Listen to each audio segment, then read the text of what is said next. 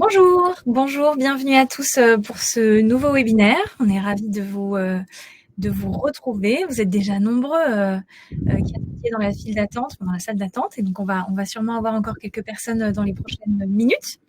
On est très content en tout cas de vous retrouver pour ce nouveau webinaire. L'été est passé depuis la dernière fois qu'on vous a parlé, et ce non sans rebondissement. Donc on va aujourd'hui vous parler essentiellement des actualités sur le marché de l'import-Asie, à la fois en aérien et puis ensuite en maritime. Je vais commencer par vous présenter les intervenants que la plupart d'entre vous connaissez déjà. C'est Héloïse, notre experte maritime chez Oversea, et Vianney qui intervient sur l'aérien, qui est notre expert que vous connaissez certainement aussi. Pour ceux, en revanche, qui arrivent pour la première fois dans un webinaire Oversea, déjà, vous êtes la bienvenue. Et pour vous rappeler un petit peu, Oversea est un commissionnaire de transport digital qui exerce depuis plus de 7 ans et qui a pour objectif d'optimiser la supply chain de nos clients. On a plus de 700 chargeurs qui nous font confiance, comme vous pouvez le voir, et on est présent aujourd'hui dans 6 bureaux à travers le monde. Voilà, donc le sommaire d'aujourd'hui, on va commencer à parler de la situation aérienne en import-Asie, et puis on passera après sur la partie maritime. Et je vous invite, c'est très important, à poser vos questions dans l'espace prévu à cet effet en bas à droite de votre écran. On va se garder un certain temps à la fin pour répondre à vos questions en direct. On a aussi des modérateurs qui sont là pour répondre à vos questions à l'écrit, si on n'a pas le temps de toutes les prendre en live, mais voilà, sachez qu'elles seront absolument toutes traitées. Très bien, et ben je vous propose qu'on commence. On va commencer donc par un aperçu de l'aérien avec Vianney. Il faut dire qu'il y a de quoi faire. L'année dernière, on a connu une peak season surprise mi-octobre, donc voilà, dans une période qui va bientôt arriver. Énorme peak season surprise mi-octobre en Chine qui avait pris tout le monde de court. Et donc la première question qu'on se pose aujourd'hui, c'est qu'en est-il de cette année ? Merci Audrey. Oui, effectivement, comme tu le disais, l'année dernière, on a tous été surpris par l'émergence d'un nouveau type de marchandises, à savoir celle provenant des e-commerçants chinois comme Shein ou Temu, et elle avait fait flamber les cours du fret soudainement, prenant tout le monde de court. Cette année, je vais aller droit au but, on s'attend à une peak season record, potentiellement équivalente à celle que nous avons connue pendant le Covid. Et en fait, c'est la combinaison de 3 éléments qui nous portent à faire cette prévision. Tout d'abord, et comme je le disais en introduction, mais vous l'avez remarqué, ces marchandises e-commerce, c'est pas du tout un feu de paille. Elles sont toujours bien présentes. Les chiffres diffèrent, mais globalement, elles représenteraient aujourd'hui aux alentours de 30% du fret transporté en sortie de Chine. Ces entreprises payent des taux premium pour avoir un accès à la capacité. Et donc, ces marchandises réduisent la capacité en soude disponible pour vos expéditions, tout en ayant un effet inflationniste sur les taux. Le deuxième élément est que la demande des chargeurs traditionnels s'annonce très forte pour la période à venir. On a d'une part les entreprises IT qui sortent des nouveaux produits. Je pense à Apple là, qui vient de sortir cette semaine le nouvel iPhone 16, et Apple fait partie des plus gros chargeurs en aérien. Et d'autre part, la situation en maritime est toujours tendue, bien que cela commence à se détendre, et je laisserai Héloïse y revenir par la suite, ce qui pousse certains chargeurs à devoir reporter des flux maritimes vers l'aérien. Enfin, le dernier élément est un calendrier. Cette année, on a un calendrier beaucoup plus resserré que d'habitude, avec un enseignement rapproché de la Golden Week, du Black Friday, de Noël et du Nouvel An chinois, ce qui va pas laisser vraiment le temps au marché de respirer, et donc qui va entraîner un peu, avoir un effet de boule de neige et des taux qui vont sans cesse monter. Donc voilà Audrey, j'aurais préféré apporter des meilleures nouvelles pour les prévisions qu'on peut faire en import Asie, mais cette année elles sont assez mauvaises. Ouais, effectivement. Et puis 30% du marché, je veux dire, c'est quand même un changement structurel. C'est un effet inflationniste, comme tu disais, qui va donc se poursuivre pendant cette saison. Mais on se demande un petit peu, est-ce que ça concerne uniquement la Chine, ou est-ce que les autres origines asiatiques sont également concernées ? Alors en fait, cette situation en Chine va ruisselle, si on veut, sur les autres origines, notamment du sud-est asiatique, pour 3 raisons à nouveau. Donc ces origines, qui sont le Vietnam, Thaïlande, Cambodge, sont structurellement déficitaires en capacité de fret aérien. Parce que si vous voulez, l'augmentation en capacité en soute proposée par les compagnies aériennes ne suit pas le même rythme que la croissance des exportations que connaissent ces pays. À cela s'ajoute qu'une partie des chargeurs chinois, étant donné la situation dans leur pays, préfèrent expédier leurs marchandises directement depuis le Vietnam, par exemple, pour y trouver des taux de fret un peu plus compétitifs. Donc ça rajoute à nouveau de la marchandise à expédier et donc ce qui alimente le backlog.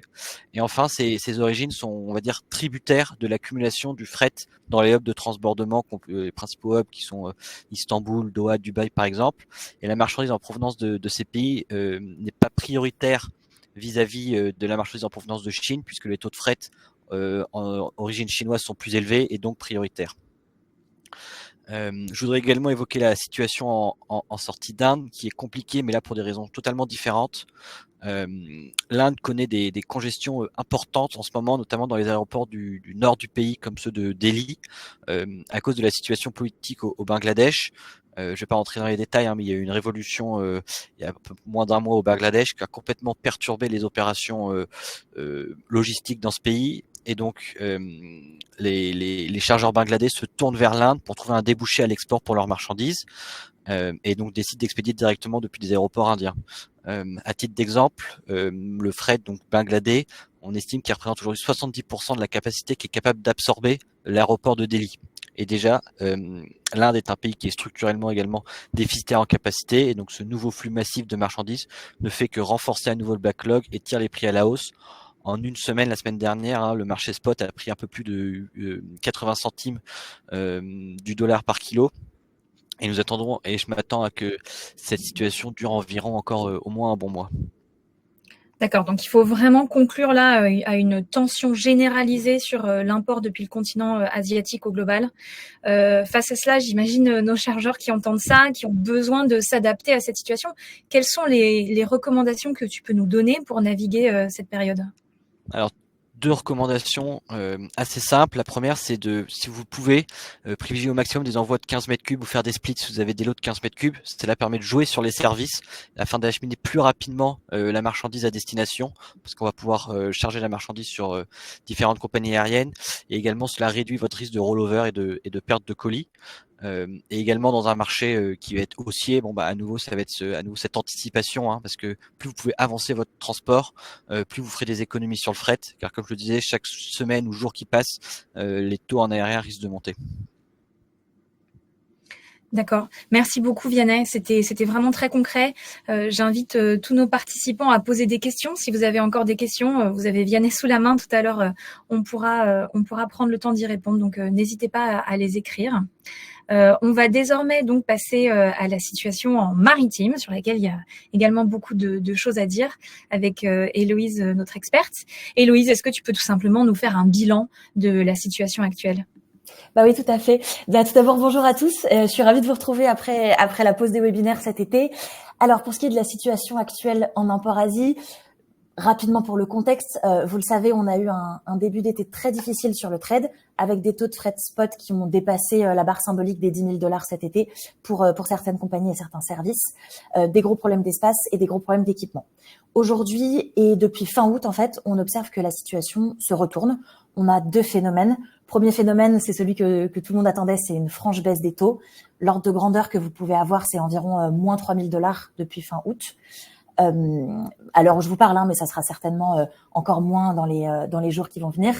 Et deuxième phénomène, une facilité opérationnelle qu'on constate depuis la rentrée, c'est-à-dire plus d'accès à l'espace, des navires finalement assez peu pleins sur les 2 premières semaines de septembre et une facilité d'accès à l'équipement également. Ça, c'est valable pour toute la zone qu'on appelle Far East, donc la Chine, l'Asie du Nord et l'Asie du Sud-Est. Il faut savoir que la situation est un peu différente en Inde. C'est pas le sujet de ce webinaire, ce serait quasiment un webinaire à part, donc on pourra développer un petit peu dans les questions si vous le souhaitez. Là, en tout cas, je vous parle uniquement de Chine, Asie du Sud-Est et Asie du Nord. Alors, pourquoi ce retournement soudain à la fin de l'été? C'est lié à deux facteurs, les mêmes deux facteurs que d'habitude, l'offre et la demande, toujours pareil. On a eu premièrement une forte hausse de capacité tout au long de l'été, dont les effets se sont vus plutôt sur la fin de l'été, avec l'ajout du service FPS par CMA-CGM par exemple, l'ajout du service Britannia par MSC, donc vraiment une hausse de la capacité sur ce trade. Et deuxième facteur, une baisse de la demande. C'est aujourd'hui, on est dans la période de fin de la peak season. C'est une baisse de demande qui est parfaitement traditionnelle et normale à cette période de l'année, qui est d'ailleurs la conséquence du fameux mois d'août en Europe, avec un carnet de commandes chez nos chargeurs qui s'affaiblit, les gens qui sont arrangés pour organiser leur transport avant les congés, ce qui explique donc le pic qu'on a eu jusqu'à juillet et le ralentissement au mois d'août. Et donc ces deux effets conjoints expliquent l'accalmie qu'on connaît depuis la rentrée. Très bien, très bien. Donc voilà, un nouveau retournement de marché qu'il faut suivre et surfer, si j'ose dire. On a quand même besoin de savoir si ça va se poursuivre et jusqu'à quel point. Quelles sont les perspectives pour la suite selon toi ? Alors, c'est vrai que la question des perspectives, d'habitude, elle est assez épineuse. Je pense que pour une fois, elle est plutôt limpide sur le prochain mois et demi qui arrive. On peut s'attendre à une baisse continue et rapide des taux au moins jusqu'à la mi-octobre. Ça, c'est le message principal à retenir. On a plusieurs indices qui vont dans ce sens. Premièrement, premier indice, le marché s'est montré très peu résilient pour le moment. La chute des taux, je vous le rappelle, elle est d'environ moins $3 000 en 2 semaines. C'est extrêmement rapide, beaucoup plus rapide que ce qui s'est passé post-Covid. Donc, on voit un marché qui est de moins en moins résilient et qui chute très vite. Le deuxième indice, c'est le comportement des transitaires et de nos agents en Chine, des transitaires chinois. Il faut savoir que les transitaires chinois, c'est ceux qui sont au plus près du marché et leur comportement en ce moment, c'est un comportement de pari très agressif à la baisse sur la deuxième moitié de septembre, la première moitié d'octobre, voire même la deuxième moitié d'octobre en ce moment. Quand les transitaires chinois font de forts paris à la baisse, généralement, ils ont raison. Le troisième indice, c'est le comportement des compagnies maritimes qui semblent enfin s'ouvrir à la négociation de contrats après 4 mois à avoir été complètement fermées et à avoir dit c'est du spot ou rien. Là, voilà, on sent que les compagnies, elles commencent de plus en plus à s'ouvrir à des contrats pour le 4e trimestre. Et ça, c'est un 3e signe fort de ralentissement du marché. Donc, on est assez convaincus que la baisse va se poursuivre de manière assez rapide sur le prochain mois. Néanmoins, il faut vraiment nuancer ce constat et ne pas l'étendre à tout le 4e trimestre. Il est possible, et nous on pense que les taux ne vont pas atteindre le plancher qu'on a connu en 2023 et qu'il y a une forte probabilité que les taux remontent, se stabilisent, voire même remontent sur la deuxième moitié du trimestre, donc mi-octobre, novembre, mi-novembre. Un des éléments les plus importants à cet égard, c'est la Golden Week. La Golden Week, elle a lieu donc la première semaine d'octobre. Il s'agit, en tout cas dans l'effet que ça a sur le marché, comme d'un petit nouvel an chinois. Donc c'est une fête nationale qui a lieu dans plusieurs pays d'Asie. Les usines sont globalement fermées. Et donc, les compagnies maritimes en profitent pour mettre en place beaucoup de blank selling. Le chiffre principal à retenir pour la Golden Week, c'est moins 30% de capacité sur 3 semaines, 1er d'octobre jusqu'à 3e d'octobre. Donc, une forte baisse de la capacité qui va bientôt intervenir. Par ailleurs, la baisse des volumes dont on parle et qu'on connaît actuellement, il faut pas oublier qu'elle est normale à cette période de l'année. Et en fait, en 2024, par rapport à l'année dernière, on a encore des très très bons volumes dans les navires. L'année dernière, c'était vraiment une année très faible. Cette année, on a certes une baisse de volume, mais les volumes sont loin d'être catastrophiques pour les compagnies maritimes. À partir de mi-octobre, on va rentrer, comme tous les ans, dans la deuxième peak season de l'année, à l'approche des fêtes de fin d'année, à l'approche du nouvel an chinois qui est anticipé cette année. Et d'ailleurs, dans le même ton, pour ce qui est des clients d'Oversea qui nous ont déjà transmis leur forecast pour le 4e trimestre, en fait, les forecasts sont très très bons pour le 4e trimestre, surtout à partir du mois de novembre, et ce dans beaucoup d'industries, que ce soit l'équipement de jardin, que ce soit l'ameublement, que ce soit plus le retail, on a des très bons forecasts pour Q4. Donc le message principal, c'est là, il va y avoir une baisse des taux au mois d'octobre. La baisse des taux va continuer et il faut en profiter. Mais attention à ne pas étendre ce constat pour tout le 4e trimestre avec beaucoup de confiance. En fait, nous, on pense qu'il est possible que les taux remontent sur la deuxième moitié du trimestre. Et oui. Et c'est vrai que si on pense un peu à l'année dernière, l'attentisme qu'il y a eu en tout début d'année là 2024 devant une baisse espérée des taux, finalement en fait ça n'a pas eu lieu. L'ensemble des chargeurs se sont précipités pour expédier et ça a eu un effet déterminant sur la hausse des taux. Donc aujourd'hui, on recommande vraiment de pas avoir une attitude attentiste comme on a pu l'avoir en début d'année dernière. Le contexte est assez clair, même s'il reste un petit peu d'incertitude. Qu'est-ce que tu peux nous donner comme recommandation concrète ? Alors, pour les recommandations, première recommandation, on va dire très très concrète et très immédiate sur le plan opérationnel. Comme je venais de vous le dire, anticiper la Golden Week. On va avoir donc 3 semaines avec 30% de capacité en moins en moyenne. Donc, gros effet sur la capacité quand même. On vous conseille donc de faire partir vos marchandises avant si possible. Aujourd'hui, il est encore possible de trouver de la capacité pré ou pendant la Golden Week, mais presque quasiment plus quoi. Donc ça c'est des choses à mettre en place aujourd'hui ou demain. Et attendez-vous également à des rollovers et à des retards. Malheureusement, quand il y a une baisse de capacité, ça vient avec son lot de disruptions opérationnelles. Donc ça, il faut également l'anticiper pendant la Golden Week. Ça c'est pour la partie opérationnelle. Ensuite, des recommandations un peu plus sur la partie contractuelle qui est un peu plus intéressante, enfin un peu plus long terme quoi. Comme je vous disais tout à l'heure, les compagnies, elles réouvrent les possibilités de contrats sur le 4e trimestre. Donc, en ce moment, c'est le bon moment pour envoyer vos forecasts à votre transitaire ou aux compagnies maritimes directement, hein, si vous êtes BCO. C'est vraiment le bon moment pour contractualiser sur Q4. Pour la contractualisation 2025, c'est encore un peu tôt. Là, on vous conseille de viser plutôt la période entre fin octobre et fin novembre, voire même qui peut déborder un petit peu début décembre. Dernière recommandation, toujours sur la partie contractuelle. Donc, il faut être réaliste. Si le rythme actuel continue, les taux spot vont bientôt basculer sous les taux contractuels long terme. Alors, il y a bien sûr des PSS qui sont applicables aujourd'hui sur les taux long terme qui vont pouvoir être ajustés. Donc, le marché peut être un peu en dents de scie, mais voilà, au global, on sait très bien que quand le marché est baissier, les taux spot basculent en dessous des taux long terme. Nous, ce qu'on vous conseille, c'est vraiment de ne pas délaisser votre contrat du jour au lendemain sous prétexte que vous pouvez gagner 100 ou 200 $ en utilisant un taux spot. On vous conseille vraiment de faire très attention à ces comportements opportunistes et court-termistes, en particulier à cette période de l'année où on rentre quand même dans la grosse peak season qui se passe. Et donc, voilà, on vous conseille vraiment de ne pas délaisser à 100% votre contrat et plutôt de faire confiance à votre transitaire ou à la compagnie maritime pour qu'elle le régule, surtout dans la préparation de 2025. Maintenant, je nuance quand même, on n'a pas de rigidité sur les contrats et en fait, le message principal à retenir, notre conseil, et c'est pas mal puisque c'est quand même le même conseil qu'on donne que le marché soit haussier ou baissier, c'est de diversifier votre risque, de faire du bundle, d'investir une partie de vos volumes sur du long terme et une partie sur du court terme pour essayer vraiment de minimiser le risque et la variation des taux qu'on peut avoir. Mais vraiment, en cette période de taux qui baisse, de pas avoir le comportement le plus opportuniste et de délaisser complètement le contrat à long terme. Et oui, en fait, nous, ce qu'on dit très souvent à nos clients, c'est que la contractualisation, c'est quand même un partenariat à double sens et qu'il faut savoir arbitrer entre le court terme et le long terme parce qu'on a quand même tous envie de bénéficier davantage sur le long terme. Et on parlait justement ce matin dans l'équipe, pour vous donner un exemple, de clients qui ont adopté cette stratégie fin 2023 et 2024 et qui ont bénéficié d'économies substantielles, qui ont accepté de rester dans cette logique contractuelle.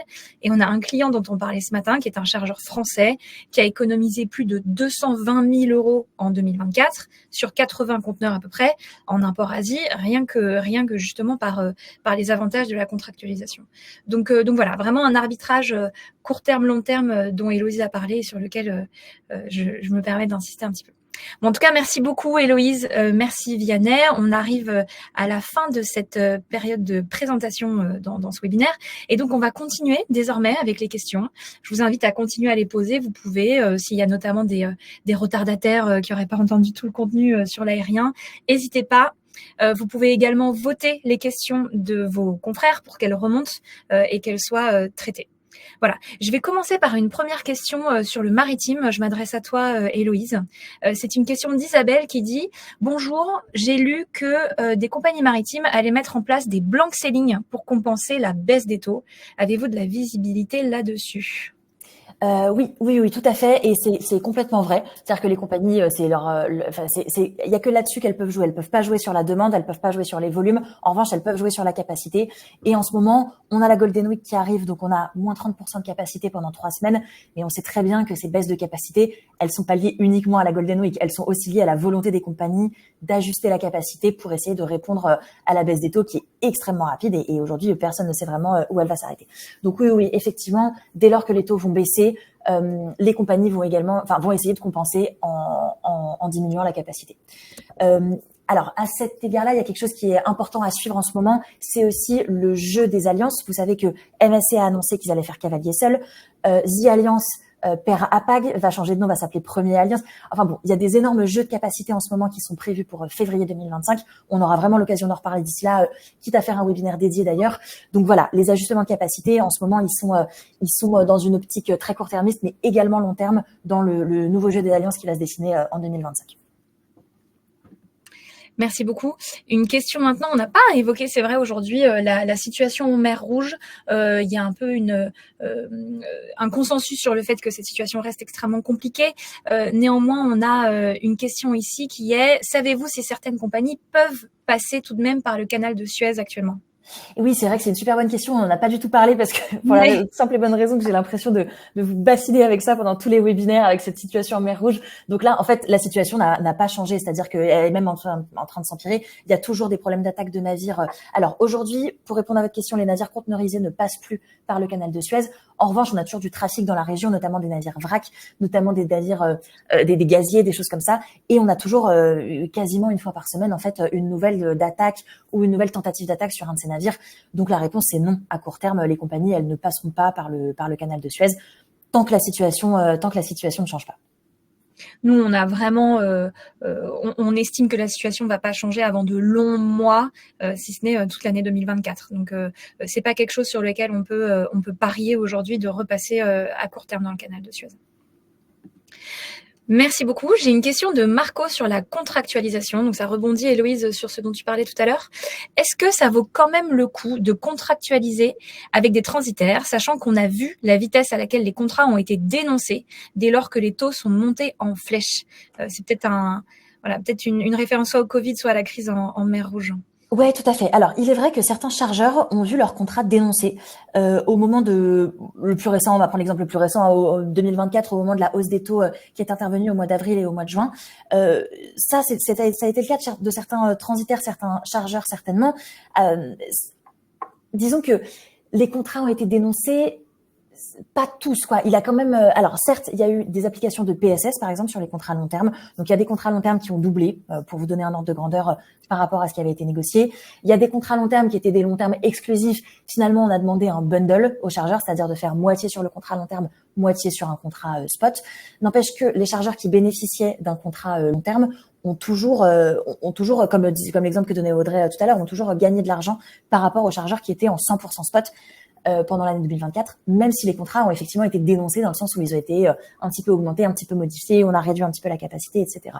Donc oui, la réponse pour nous, elle est toujours la même, c'est-à-dire sécuriser une partie de ces volumes sur du long terme et sécuriser une partie de ces volumes sur du spot. Et c'est comme ça que le risque sera mitigé le plus facilement. Merci beaucoup. J'ai une question sur l'aérien pour Vianney. Alors ça va probablement te faire un peu répéter Vianney, mais je pense que vraiment c'est très important de vraiment faire passer le message. Est-ce que tu peux nous donner la tendance des taux de fret aérien pour les 3 prochains mois selon toi? Ouais, tout à fait. Ça va reprendre les propos que j'ai eus. La tendance, pour le coup, elle est assez claire, hein. Sur les 3 prochains mois en sortie d'Asie, c'est une tendance qui est clairement orientée à la hausse depuis qu'on sent déjà depuis une semaine, 2 semaines que les taux remontent, prennent quelques centimes chaque semaine, et ça va continuer jusqu'à, on estime le début, la semaine avant le Chinese New Year, c'est-à-dire jusqu'à début janvier, on a des taux de fret qui vont monter. Ce que je disais, à savoir jusqu'à quel niveau cette hausse va se faire, est-ce qu'on va arriver au record qu'on a connu au moment du Covid, $10 du kilo, je pense quand même pas, j'espère pas. On sera sûrement sur une fourchette au maximum entre 7 et $8 du kilo. Bon, alors là, je m'avance peut-être un petit peu, mais c'est en tous les cas les tendances qui ressortent actuellement. Merci Vianney. On vous partagera également, j'ai vu passer une question, on partagera sur les slides de ce webinaire et on partagera le replay aussi sur l'ensemble de nos réseaux.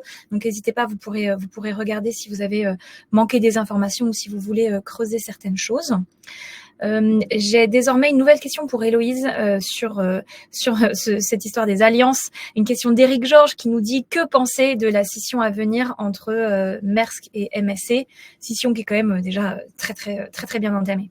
Ouais, ça fait. Alors c'est une question intéressante. Que penser? Je vais essayer de pas être trop longue parce que moi j'en pense énormément de choses et voilà. Mais bon, essayons de pas faire trop long. Pour rappeler la situation à tout le monde, Maersk et MSC vont donc former l'alliance 2e et vont donc se séparer. Maersk va former une nouvelle alliance avec Hapag qui s'appelle Gemini, laissant du coup The Alliance sans Hapag. Et Ocean Alliance, donc CMA CGM, COSCO, OOCL et Evergreen vont rester ensemble. Et donc MSC va faire cavalier seul. Alors que penser de cette scission? Déjà, MSC, selon moi, peut se permettre d'être cavalier seul. Ils ont quasiment 20% de la capacité à eux seuls, MSC. C'est la plus grosse compagnie du monde naturellement, et c'est une des compagnies qui investit le plus dans des nouveaux navires. Si on regarde les prévisions de navires qui vont arriver, donc MSC peut parfaitement se permettre de faire cavalier seul et va d'ailleurs faire, alors c'est pas une alliance, mais vont faire beaucoup plus de ce qu'on appelle les VSA, Vessel Sharing Agreement, avec The Alliance qui va du coup se retrouver beaucoup plus petite et donc ça va permettre à The Alliance qui va s'appeler autrement, voilà, d'étendre un petit peu son réseau quoi. Donc pour MSC, moi j'avoue que je me fais pas trop de soucis. En fait, c'est une compagnie qui a une très bonne qualité de service MSC, qui est toujours relativement chère, hein, c'est haut du panier au niveau tarif, mais voilà, j'ai pas vraiment d'avis négatif par rapport à ça. Et s'il y a bien une compagnie qui peut se permettre d'être cavalier seul, c'est bien MSC. Ensuite, Maersk. Alors, Maersk va rejoindre Hapag avec une proposition de service qui est assez innovante sur le marché, qui n'existe pas en maritime, qui se rapproche un peu de ce que vous connaissez sur l'aérien, c'est-à-dire avec une logique, alors eux ils appellent ça en étoile, c'est très joliment dit, en fait c'est une logique de hub, c'est-à-dire qu'ils vont avoir, au lieu de toucher comme aujourd'hui Le Havre, Anvers, Rotterdam, Hambourg, Bremerhaven et de faire cette rotation comme ça, ils vont avoir une logique de hub en Europe, c'est-à-dire qu'ils vont toucher uniquement Rotterdam par exemple, dans la logique, j'ai pas les services en tête, mais voilà, avec le navire principal. Et ensuite, pour desservir les ports du Havre, les ports d'Anvers et tout ça, il y aura des petites navettes quotidiennes, je pense, qui vont voilà desservir ces ports qui vont devenir un petit peu des ports secondaires pour l'Alliance. Sur le papier, c'est super, ça fait des transit times qui sont plus intéressants, ça fait une qualité de service si ça marche bien, donc avec des navettes journalières qui sera quasiment transparente. Dans la vraie vie, on n'a jamais vraiment connu ce mode de fonctionnement. On sait très bien que les ports de transbordement en Europe, alors sur le Nord-Europe, ça va, sur la Méditerranée, que ce soit Algeciras, Tanger, Malte, il y a quand même des fois où c'est très très compliqué au niveau du transbordement. Donc pour l'instant, on attend de voir. Quoi. On n'est pas sûr. Enfin, moi, j'émets quand même quelques doutes sur la qualité de service, mais ils ont une proposition qui est extrêmement forte. Ils ont l'air d'avoir bien travaillé ce réseau-là, et donc on peut être surpris en bien, et ça peut faire une proposition de très bon transit time sur les trades principaux. Voilà. Tu parlais, Héloïse, des congestions dans les ports méditerranéens pour les transbordements. On a justement une question de Loris à ce sujet. Est-ce qu'on a quand même une perspective d'amélioration des transit times entre l'Asie et la Méditerranée? Ce qui intéresse Loris, c'est en particulier les ports italiens. Alors, les transit times, ils sont aujourd'hui très impactés par le contournement de Suez, par le passage par la Bonne-Espérance, et pas tellement par les congestions portuaires. Donc, en fait, malheureusement, non. Enfin, tant que le contournement par Bonne-Espérance est toujours d'actualité, et c'est le cas aujourd'hui, et comme on l'a dit tout à l'heure, ça sera encore le cas pendant quelques mois, selon nous, on n'espère pas vraiment d'amélioration. Il faut savoir que sur le Nord-Europe, ça a été assez mitigé, mais la Méditerranée, géographiquement, c'est extrêmement impacté par l'arrêt de Suez, puisque il faut passer non seulement par Bonne-Espérance, puis par Gibraltar et revenir dans les ports en Méditerranée. Donc, c'est effectivement un trade qui a beaucoup souffert de ce nouveau routing, et pour l'instant, on n'a pas d'amélioration qui sont prévues à court terme là-dessus. Effectivement. Et une petite question de précision de la part de Guillaume qui dit, vous parliez d'un taux de fret de l'ordre de $3,000. Il s'agit bien d'un taux estimé par TU. Non, alors pas du tout. Je suis désolée, Guillaume, si j'ai pas été claire là-dessus. Mon point, ce que j'essayais de vous dire, c'est que les taux ont baissé de $3,000 depuis la fin août. Les frais à $3,000, on n'y est pas encore. On n'y est pas encore. Effectivement, on peut y être on est un peu moins que ça par TU aujourd'hui, mais non. Donc les taux ont baissé de $3,000 en 2 semaines. C'est ça l'information majeure. Les taux, ils sont aujourd'hui aux alentours de ça vaut rien, puisqu'à l'heure où je vous parle, ils seront certainement différents demain. Mais voilà, on est sur des taux de fret de l'ordre de $4,500, $5,000. On entend même du 4,000 sur la deuxième moitié de septembre. Donc voilà, par 40 pieds. Alors j'ai une question pour Vianney, qui est une question très très pratique, mais qui va permettre d'évoquer les sujets d'anticipation dont tu parlais tout à l'heure, Vianney. C'est une question de Valérie. Nous avons 40 palettes de marchandises dangereuses à faire partir de Chine semaine 40, donc en pleine Golden Week. Comment anticiper un booking aérien pour avoir un tarif acceptable, sachant que les taux vont continuer à évoluer à la hausse?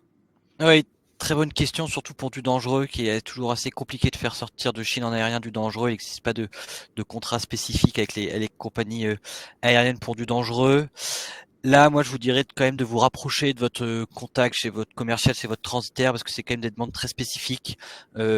On va falloir connaître l'aéroport de départ, l'aéroport d'arrivée notamment, pour voir comment anticiper. La chose, c'est déjà, si vous connaissez c'est une bonne chose déjà que vous sachiez que vous avez à faire partir cette marchandise. Là, il faut vous rapprocher de votre commercial qui va pouvoir travailler sur une offre et ensuite pouvoir faire un peu une offre sur mesure, essayer de voir si lui-même a des partenaires en Chine pour essayer de bloquer les taux. En tous les cas, généralement, les ouvertures des bookings ouvrent une semaine, 10 jours à l'avance. Comme ça, en fait, il sera prêt dès qu'il aura l'information pour passer le booking sur le vol, et afin de vous garantir l'espace et de limiter au maximum la hausse des taux. Mais encore une fois, le meilleur conseil là que je peux vous donner pour cette expédition très précise, c'est de vous rapprocher de votre commercial chez votre transitaire. Parfait. Merci beaucoup à vous deux. Il est 11h30. On arrive à la fin de ce webinaire. On a fait le tour de la quasi-totalité des questions. On va continuer d'écrire un petit peu avec nos modérateurs.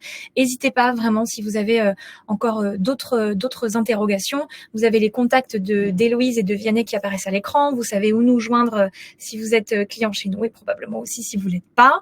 On est présent évidemment aussi sur LinkedIn sur lequel sera rediffusé ce webinaire. Merci beaucoup à nos experts, merci à tous les chargeurs et on vous dit à la prochaine fois. À très bientôt. Au revoir. Au revoir.